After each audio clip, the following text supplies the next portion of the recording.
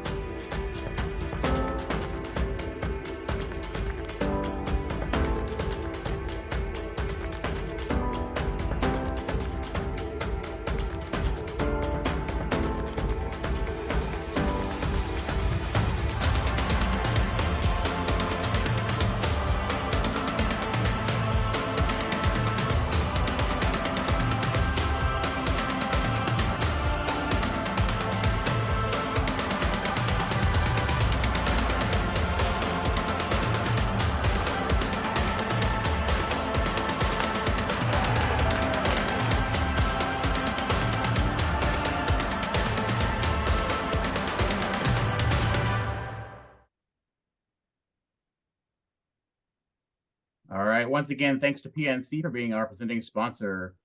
Today's topic is strategies for digital and social media marketing. You'll hear from several professionals about best practices in digital and social media promotions and marketing. And let's welcome our panelists. Our first guest is Philip Given. Philip is co-founder of thepretzelcompany.com, a direct-to-consumer e-commerce company shipping soft pretzels all across the United States. He is also a partner and creative director for Archetype Pizza, Yum, and Roost Uncommon Kitchen here in downtown York. He lives in downtown York with his wife, kids, a giant Great Dane, and a very salty cat. So, Philip, thanks for joining us today. Next up is Will Hanlon, co-founder of Our York Media. Will owns and runs Our York Media with his wife, Rebecca, and is editor of its online magazine, The Founder Beat. He specializes in digital content distribution, making sure the stories they publish get in front of audiences they're trying to reach. And our final panelist is Skye Aleppo. Skye is a social media strategist and content writer.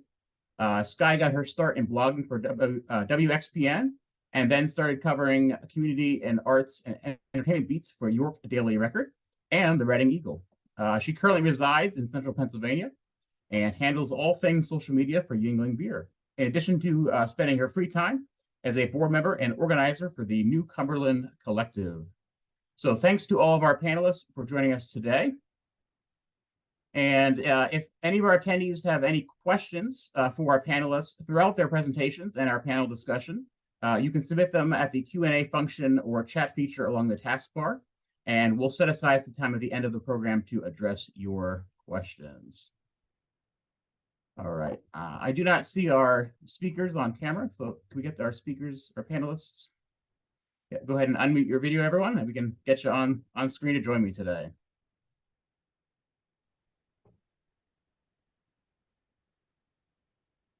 All right, we'll give it a minute for all our folks to join us. I still can't see them. It is not letting me. There we go. All right, well, there we go. Welcome, Philip. Welcome, Skye. And welcome, Will. All right, great. We're all here. So let's jump right in. I'm going to start with a question for all of our panelists, and we'll go in order the way I introduced. This question is for everybody, but Phil, if you want to kick us off, just talk about the social media work that you do, and what does your day-to-day look like? Yeah, first of all, I identify as a professional baker, not a professional digital marketer, despite the fact that that occupies most of my day. I sort of live in between what you'll hear from Skye and what you'll hear from Will today. I wear a couple different hats. The first hat being with thepretzelcompany.com, where we ship direct to consumer soft pretzels all across the United States. So with the Pretzel Company, the digital marketing for that is really focusing on a national level people that are interested in buying delicious soft pretzels.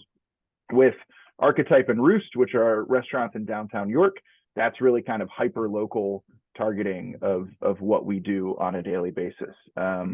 So I know we'll dive more into that, but on a day-to-day basis, for Archetype and Roost, it's really generating and managing and kind of massaging organic content in real time. And then on the Pretzel Company side, it's working with our team here and our contractors in developing a long-term strategy and seasonal strategies to effectively market across the United States. Great. I'm glad you joined us today, Philip. I'll let Will jump in next. So talk about the social media work that you do and what does your day-to-day look like? Sure. So for the most part, my company, we manage a lot of social accounts for a lot of nonprofit organizations in the area, as well as some for-profit traditional companies. What I manage mostly is the advertising side of that, the paid social media strategies. So yeah, pretty much each day for me, we have maybe we require every single one of our clients to have a paid strategy. So each day I'm checking in on different ads we're running for the respective client. A lot of the times it takes a couple tries to get an ad to go through. I'm making sure the ad actually is running, that I didn't push a wrong button and I'm spending more than I wanted to on an ad. So I think we have about 10 or 12 different clients that on a regular basis, I'm checking in, making sure the ads are running as planned and getting in front of the people we're trying to get to see them. So that's mostly what I do in terms of social. Great. Thanks for joining us today, Will. And I'll turn it over to Sky now. Just talk about your day-to-day and the work that you do with social media. Sure. So my day-to-day varies quite a bit because we are a beer company and we can't sell directly to consumers. We really, focus on raising awareness and connecting with our audience in ways that resonate to different occasions in their lives, whether that's an everyday occurrence or more of a milestone celebration drinking occasion. But really what I do every day is focusing on the organic social content that comes out. So on any given day, that could range from creating the content and organizing a photo shoot with several dozen photographers, or taking the photos myself and just grabbing a bag of ice from down the street, throwing a cooler together and making some stuff that you'll see on social media later that week. Handling award ceremonies and making sure that we're getting the right content we need for those occasions to display on our various social channels, and working with our paid team to make sure all of our copywriting is up to snuff for what we need it to say in different markets and parts of the country where we distribute. So there's a lot of different layers that go into it, but primarily I focus on organic social, just make sure it really reflects our company DNA and our retail programming to make sure it's a cohesive story for the audience. Great. Well, thank you, Sky. Sky, Will, and Philip, you all seem very busy, so I'm glad you're taking some time today to join us this morning for our discussion, and I think it's going to be a great discussion. So next question is for another question for all of you, and we don't need to go in any order, but whoever wants to jump in.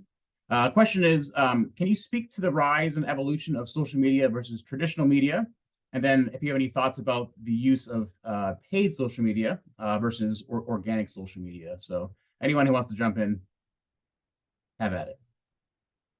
I'm happy to kick it off. I know Will and I are both former journalists. And as you see a lot of newsrooms decrease in size, it is definitely harder to get your stories out there.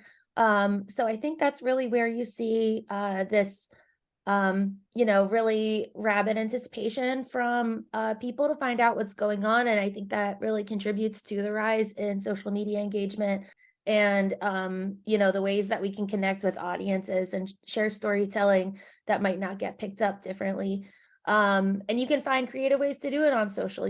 There's lots of ways to do different live stream opportunities, whether that's in-house or with some kind of brand ambassador, or working with ways that you can engage them through sweepstakes or just fun everyday posts that speak to where they're at in life. Great. Yeah, I think talking about the rise of it, that's where the attention shifted. For so long, legacy media, that was the only game in town. Now, if you are seeing a legacy media story, most likely it is on social, whether that's a newspaper story or even a TV news report. You're probably seeing it on your Facebook feed or Instagram. So that's where we have really built our business. I was actually laid off from the newspaper, and because of decreasing audience sizes, but the attention shifted to social, and that's how we get our stories out. Every single one of our clients has some sort of story to tell that we say, if we could have got you in the newspaper, what would it say? And let's tell it ourselves. And we have this platform, Facebook, LinkedIn, that we could put it out ourselves, and with the use of paid, get it in front of very precise people. So that's kind of, for us, leaving journalism was kind of a bittersweet thing, but we've found a way to continue telling stories, just in a new way. Great. Yeah, I think the only thing I would add is that from a small business owner's standpoint, I think I probably did a Downtown Inc. presentation on social media best practices pre-pandemic, 2012. The landscape is just completely different than it was then, and the market is very saturated. Of course, everybody is on social media. If you're not on social media as a business, you're unfortunately likely not, especially a public consumer facing business, you're unfortunately likely not going to find much success, and gaining an audience is harder now than it ever has been, whether the platform is Facebook, Instagram, TikTok, Snapchat.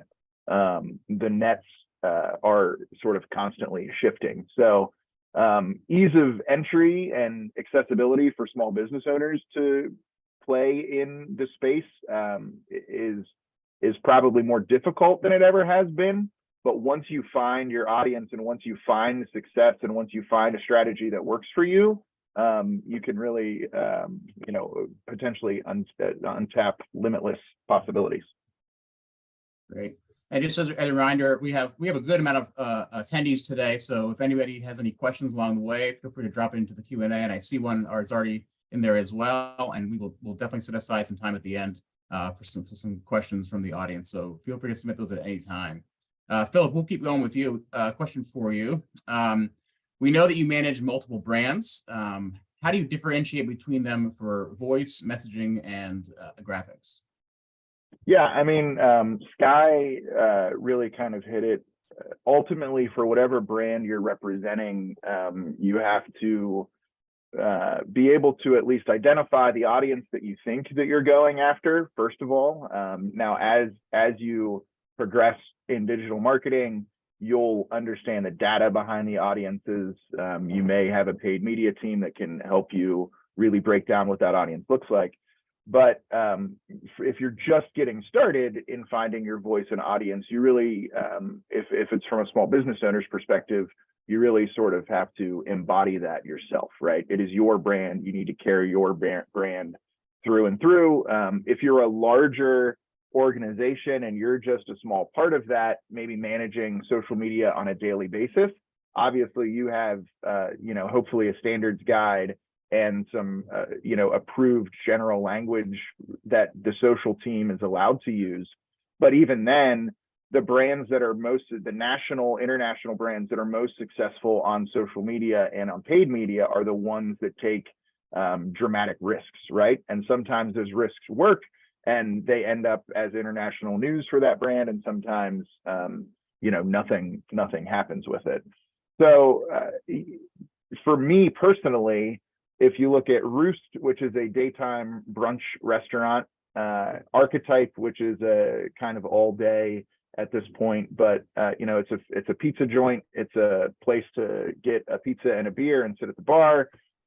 Marketing those even is very different, because the experience that you want at a lunch on a Wednesday or a Wednesday breakfast is very different than dragging the kids downtown for pizzas and wings on a Saturday night.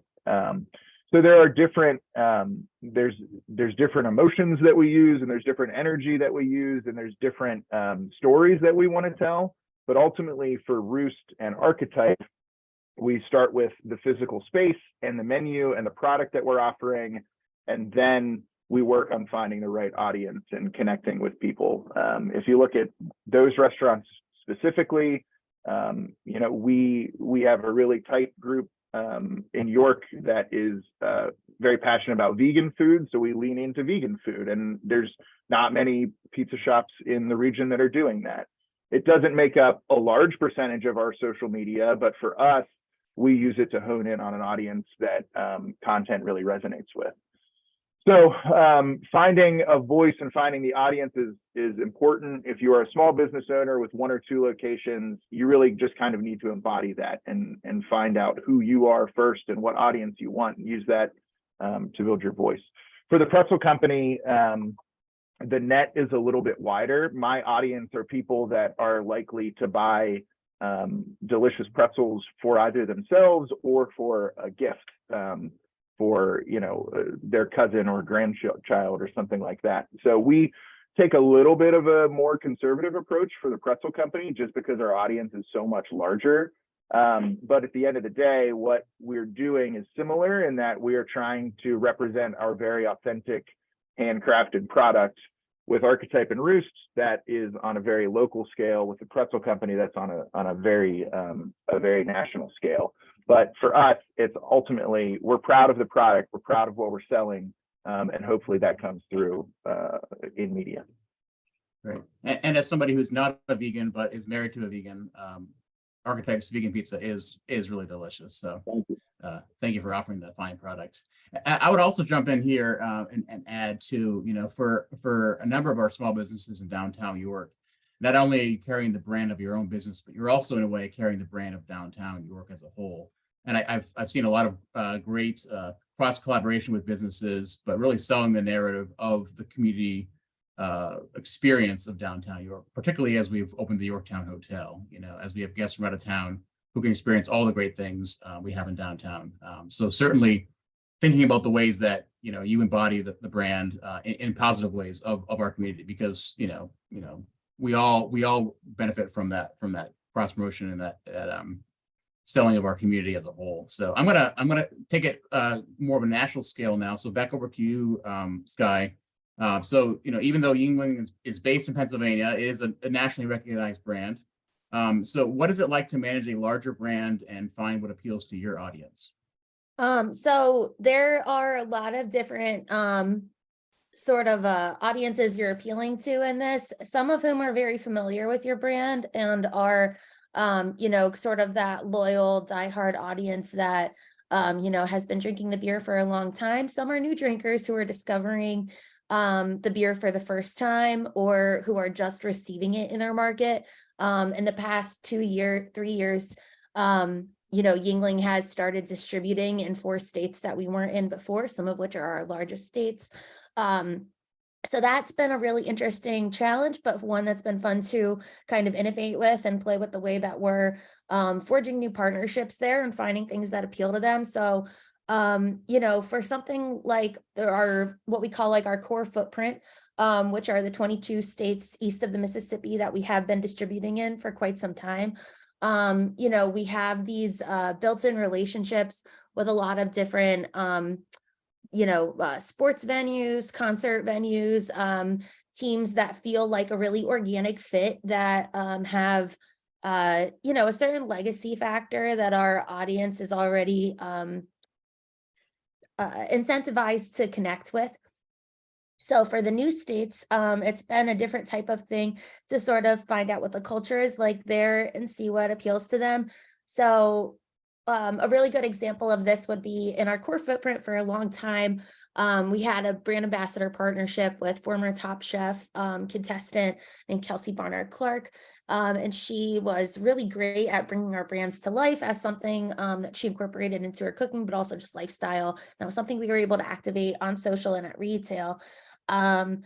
when we launched into Texas in 2021, it didn't make sense to kind of bring that chef partnership there, more or less. What's really popular there are these barbecue pit masters and things along those lines. So that was a way that we were able to kind of flex some of the experience that we got from working with a national ambassador from the cooking perspective, but shifted into something that felt like a more authentic fit for the lifestyle that people were already, embodying there. And that's, largely social media, but also a lot of retail programming that goes into that as well. But yeah, I mean, it's really just a lot of making sure that you're thinking about who you're speaking to and how some of these partnerships can be activated from an organic social perspective when it's not, related to a partnership or anything like that. That's really when you've got to make sure that your content is sort of like relatable enough and embodies your brand voice in every way that it'll resonate across the board. Great. I'm going to bring it back over to Will. Talk to us about strategizing for and advising your clients. What sort of companies do they run? And what are some of the differences and commonalities you recommend in terms of social and digital strategy? Sure.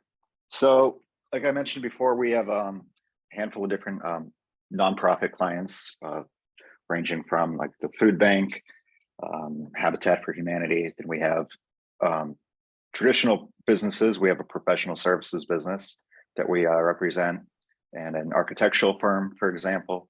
Strategizing, we meet with each one once a month and talk about what are our goals, what are we trying to do with social.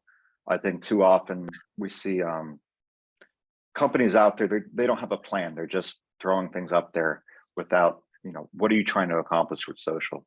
So with them, whether it's nonprofit, is there an event coming up that we want people to know about? For a business, selling services, is there something special you want to promote this month?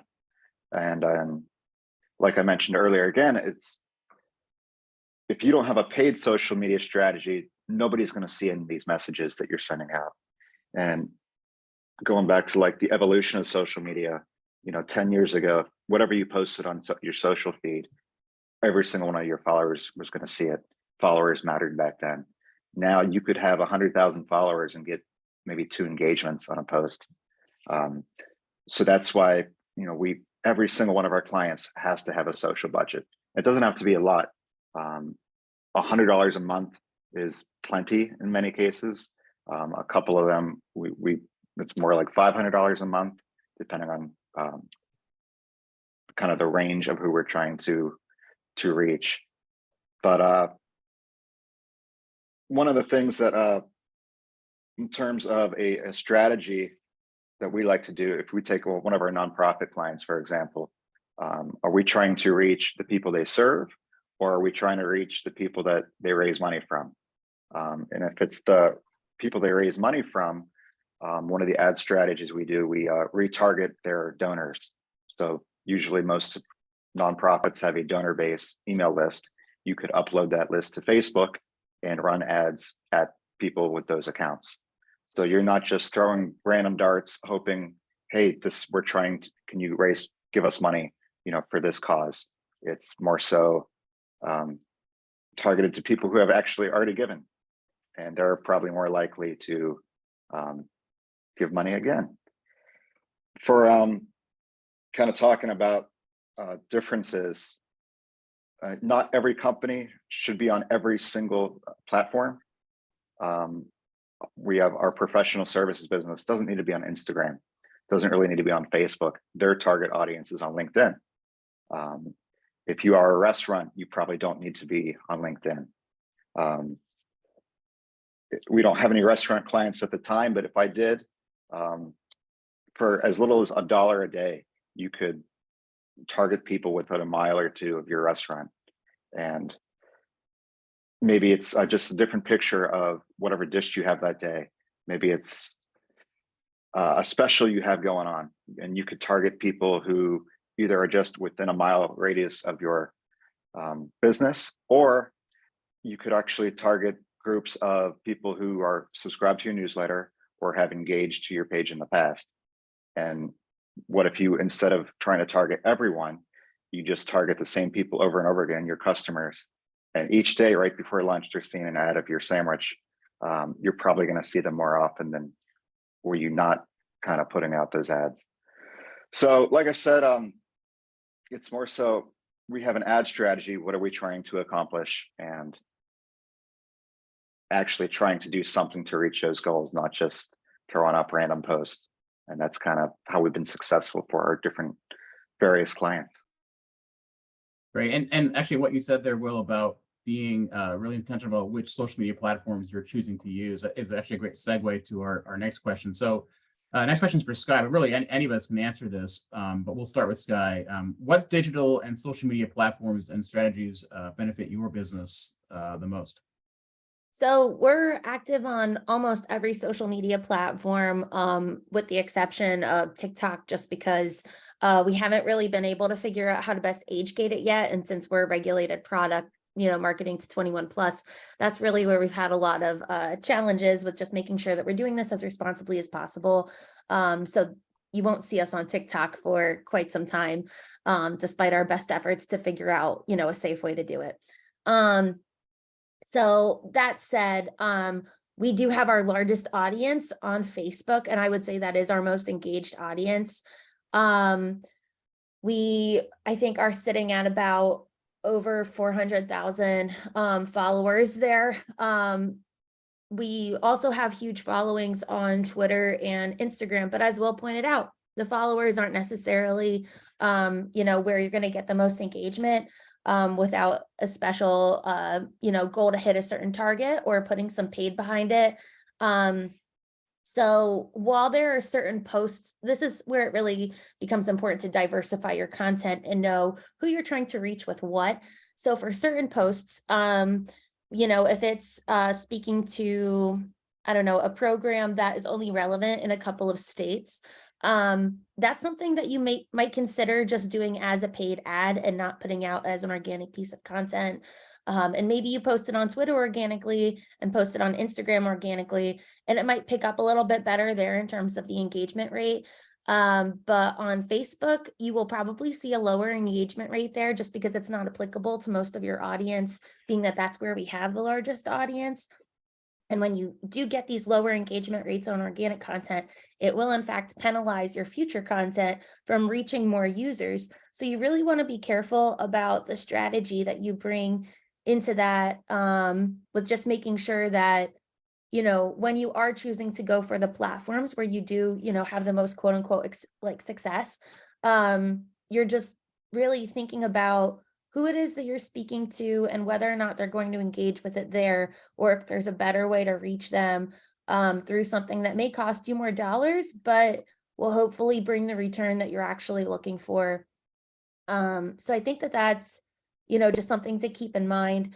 As far as other places where we have success, Twitter, you really have a lot of flexibility to have some fun, or, did prior to the Musk Twitter era. But there are some really fun ways that you can engage with your audience there. And then we've also got, a lot of different creative ways on Instagram that we can engage with our audience using different functions of the platform, whether that's something like the quizzes and, poll feature on stories, or just different carousels and asking people to weigh in on things in a different format than how it would present on Facebook. Different things with Instagram Live that I feel like have been more successful than when we've done like Facebook Live events and things along those lines, both of which we leveraged a lot during the height of COVID, but we still do Instagram Live.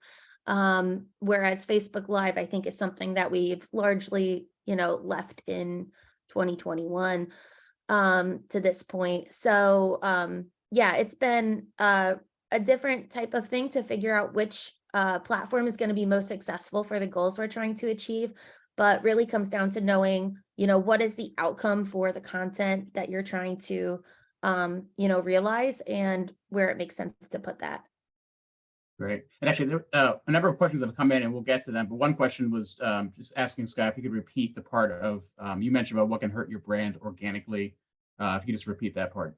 Oh yeah, sure. So if you're posting content anywhere in the metaverse, so Instagram, Facebook, and it does yield a lower engagement rate than what you're hoping for, it the algorithm picks up on what's not resonating with your audience, and it will show your future posts to fewer people just because it is recognizing that, hey, you kind of missed the mark on this one. So unless the post that you're putting out next is very strong or you're putting dollars behind it, it will reach fewer people.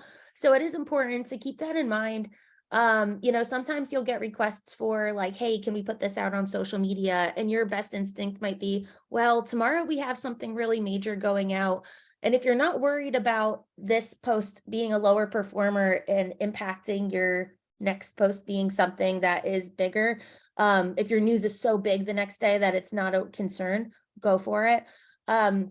But if it is something where you really think, I want to caution this a little bit and make sure that we're getting the most bang for our buck tomorrow, you may want to rethink the timing of it a little bit just to, be fair to your future self and the brand health for the social pages that you're managing. We've had instances where something has gone out on a Tuesday and I know something big is coming Thursday, and that Tuesday post just isn't something that people are going to necessarily be excited about. Another thing to keep in mind is the insights tool that you have available when you're managing these business pages and knowing which times your audience is most active. So that can really work to your benefit too when you're thinking about what times to post. And if you're really, concerned about what your engagement rate will look like and your brand health, check those. And you may see higher engagement rates to leverage those tools and, make sure that you are being kind to your future self in social media. Great. A lot of great questions coming in. We'll get to those in just a few minutes, but I want to ask just a few more questions. And this next question is a great question, and I have a few thoughts about it, but I'm curious to hear what our panelists think as well. What pitfalls should small businesses avoid, and what mistakes do you see small businesses making when posting, and engaging on social media? And this is a question for anybody, whoever wants to jump in. Go ahead, Philip. Yeah, I mean, just a couple quick ones. I think Sky is 100% correct that day to day, and like if you're doing something and it doesn't perform well, don't do that immediately after that, right? So it's very similar to like training a dog, right? It's positive reinforcement. If you do something and it performs well, you sort of want to replicate that and not reinvent the wheel. The question, what pitfalls should small businesses avoid? I think, and John, sorry, this kind of goes to your next question as well, but I think small business owners, myself included, sometimes get paralyzed. And it's like, what do I post? Should I post? When should I post? I just listened to this webinar and a bunch of people told me not to screw it up. I think you just got to get yourself unstuck and get out there and try some things. And the digital landscape, especially within Facebook and Instagram, is always changing. So just because something works this month doesn't necessarily mean that it's going to work for you next month. But if you're in the audience and you are a small, which there's a number of you, you're a small business owner, you're probably managing social media yourself, you don't know if you have a budget, you're afraid to do something, I think the biggest mistake that you can make right now is not doing anything. So develop a cadence, find a platform that you're comfortable with, and at least start there. Great.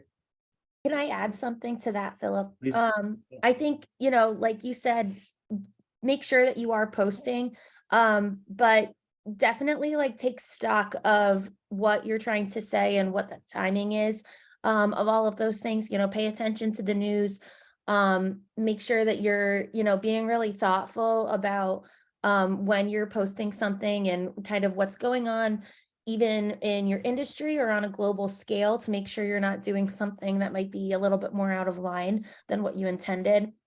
I would also say, don't feel like you have to post just to post and feed the beast, so to speak.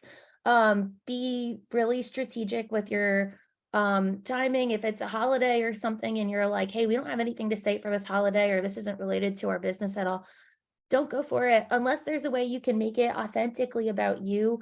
I would urge you not to rush into something that feels like you're posting just to post. People can see right through that. We've seen, with the rise of Gen Z and TikTok, savviness more than ever, they can sniff you out. So and they're good at it, and they should be. This is the culture we've bred in the last 20 years. So I would, just be really thoughtful about what it is that you have to say and how authentic that is to the audience you're trying to appeal to. Right. Go ahead, Will. Yeah, Sky said the thing I was going to say, that, don't post just to post. We see that kind of too often with a couple of our York Media's, actual Facebook page. If we don't have something very specific to say, we just don't post.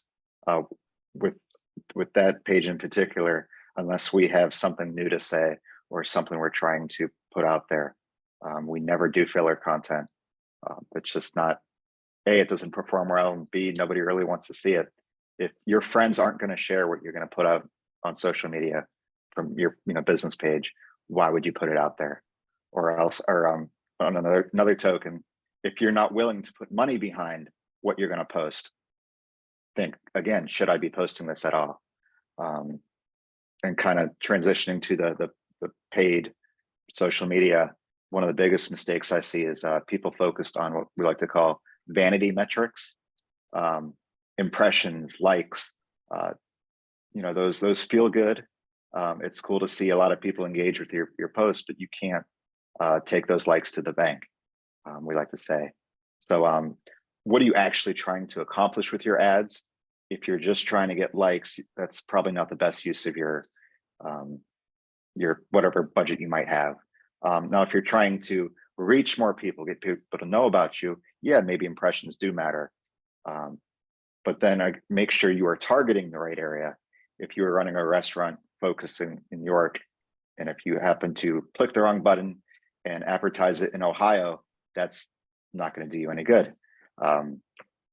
And then kind of one of the other big things we see with businesses, a pitfall when they're advertising, they're running the same ad over and over and over again. They're not mixing up the creative, whether that's the image, the copy, the headline. And there's tools within Facebook's ad platform where it's called a dynamic ad. You could put in 5 different headlines, 5 different images, or up to 10 different images, I think. So it's always putting a different combination in front of the people you're trying to reach. So that way it's not the same ad every single time, because people are going to scroll right past that. And chances are, they're going to scroll past it anyway in a lot of cases, but maybe it's one image that actually catches their eye or one headline that really makes sense. I kind of did some homework and looked at some ads that Yingling was running. And by the way, you could look up through Google Facebook ad transparency, and you could look up any single ad that any page is running at this time. So I looked up what Yingling was doing, and they have a great mix of dynamic ads with different headlines, different copy, all trying to say the same thing, but sometimes it's just a different wording that's going to get people to actually engage. Then I looked at what Pretzel's doing. They're doing it right. Their copy is tight. They have clear calls to action. Too often I see way too much text in an ad when if you have to click on, see more, it's too much text. The images are clean. There's not a lot going on.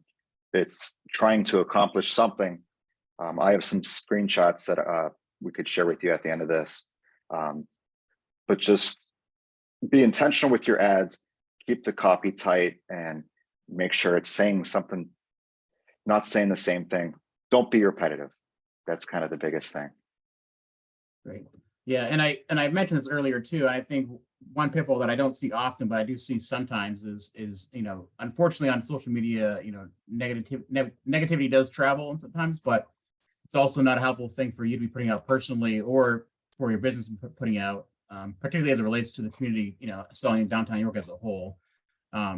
the cases are few and far between, but unfortunately, I do see it sometimes that people are speaking ill of the community, and certainly if an outsider is that's their only lens into downtown York or the community or your micro district, it may not sell well for getting that foot traffic that we desire. So something to be mindful of. I know we're getting close to time here, so I'm going to throw out one more question before we jump into our submitted questions.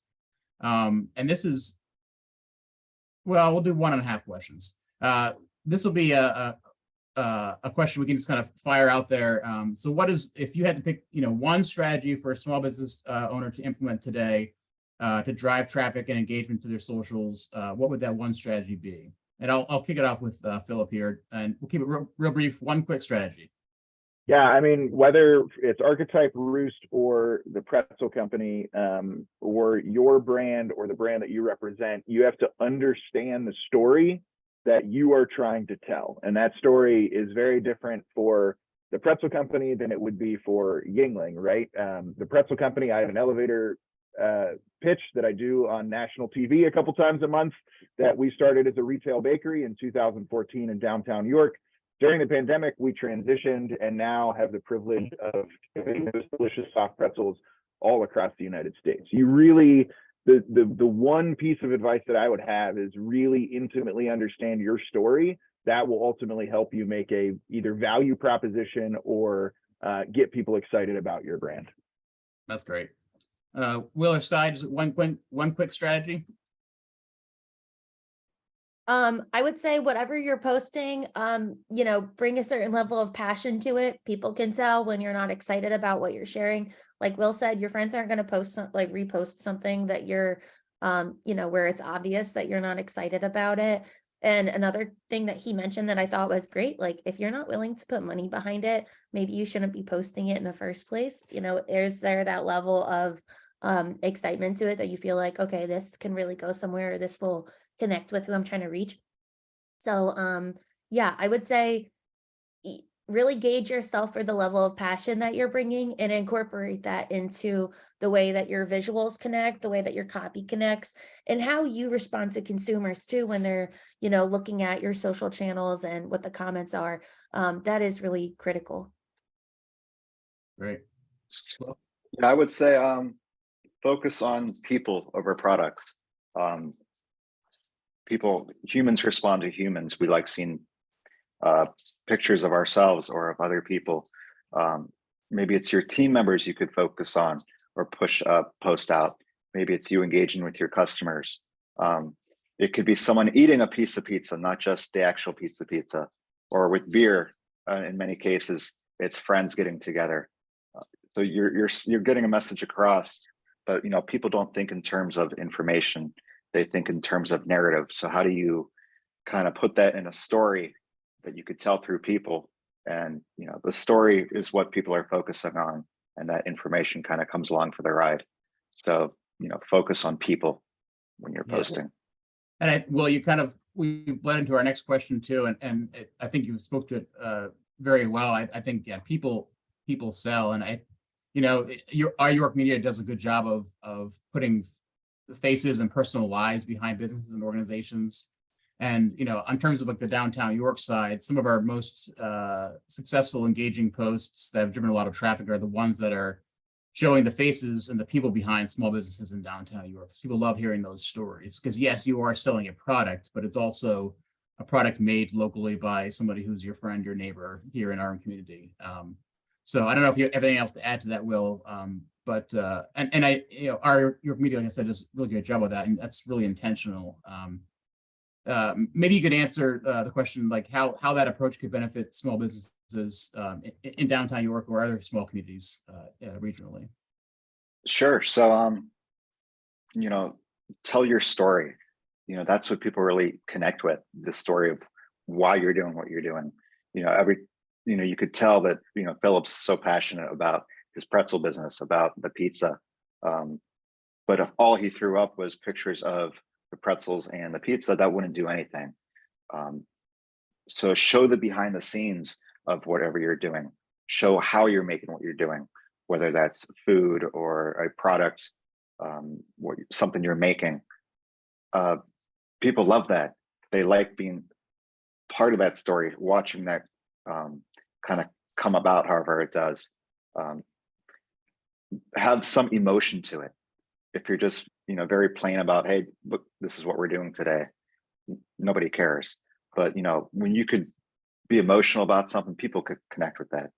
They could tell, hey, this is something cool. This person cares about this. Maybe I should care about it too. So use emotion in your post, not emojis, emotion. I use So I emojis think all the time, Will. All the time. There's that's I know that the police commissioner does too, and that works in a lot of ways. But in terms of businesses, especially, people over products. That's the biggest thing. Great. Well, there was a question that came in asking you to repeat that Google resource you mentioned where you can check out other companies' ads. What was the name of that resource? No, if you Google Facebook ad transparency, I think if you actually facebook.com/ads/library, you could type in any page out there and look at all their ads that they're currently running. So maybe there's a pair of sunglasses you saw somewhere in your feed.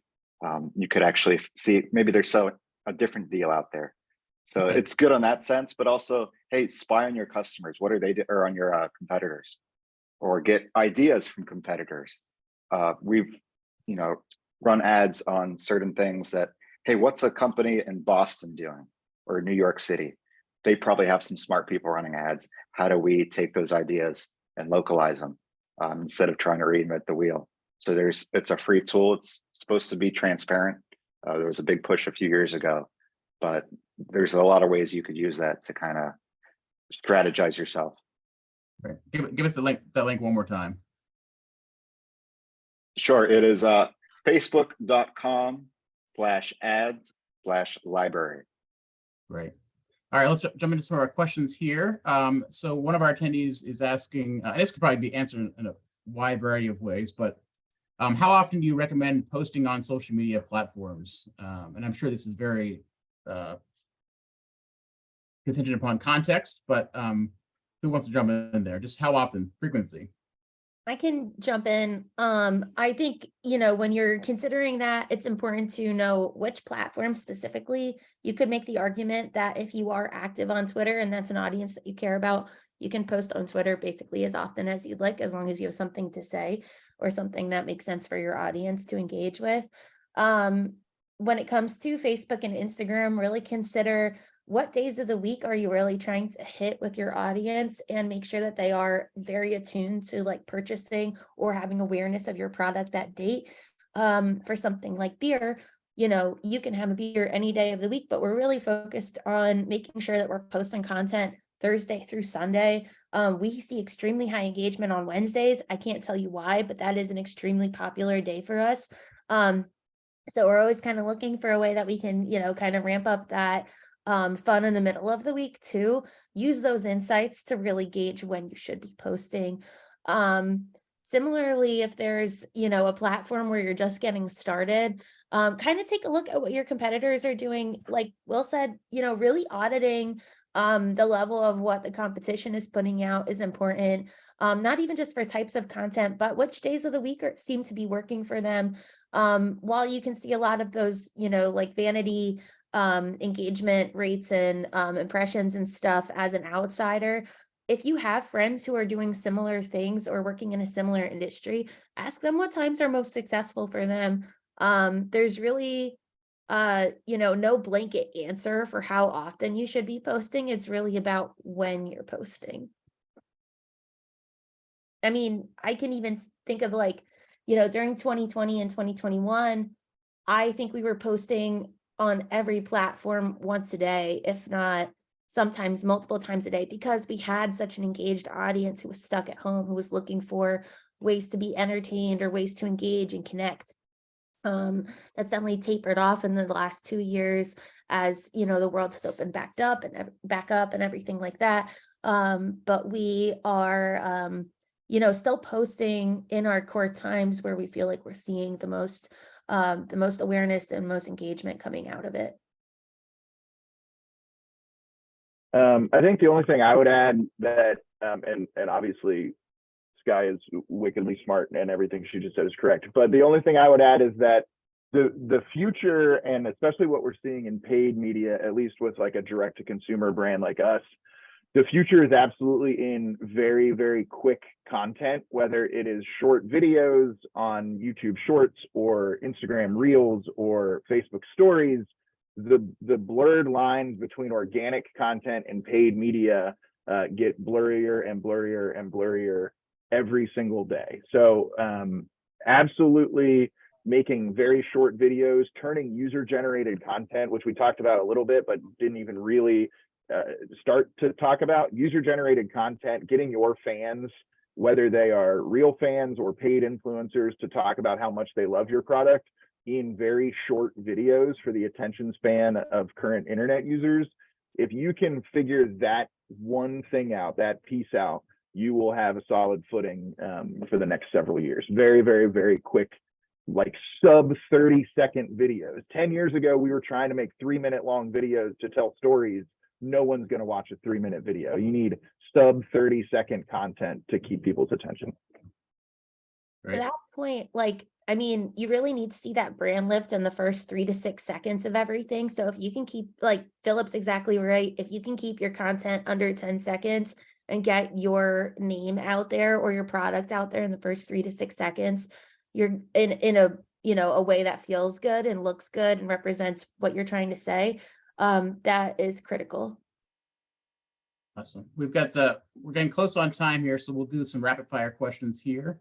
One question that came in is, how do you market your product to gain new clients? How do you influence a new client that they need your services? Just real quick for us, we have multiple strategies. Some people are going to be convinced and influenced based on, like I said, a value proposition. Look at all these pretzels you can get for this price. There is a specific audience that is going to be convinced by that. Some people are going to be convinced by me pulling at their heartstrings and tell them that we're from pretzel country and it's a family-run bakery. It really just depends, and it depends a lot on the business. But I think something all four of us have said and continue to say is just be genuine. You have to start from a very genuine place with your brand. Right. There's a tool through Facebook's ad platform.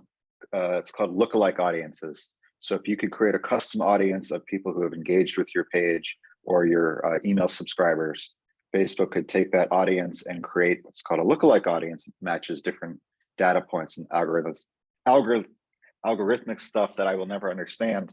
But then you could target people on that lookalike audience, and that's kind of a way to try to reach new customers that isn't completely random or based on interests, interest-based targeting. That's kind of lost a lot of its luster, I've noticed the past few years. You could actually look up what Facebook considers your interests are, and there's 500-600 different data points, it says, and there's things that I would never think, I'm not interested in that, but Facebook is going to target me with those kind of ads. So the interest-based targeting I wouldn't recommend, but the lookalike targeting we've had success with. It's all confusing at first, but if you just spend an hour or two researching this stuff, I think it's a good time investment if you're gonna actually take the step of putting money behind some of your social posts.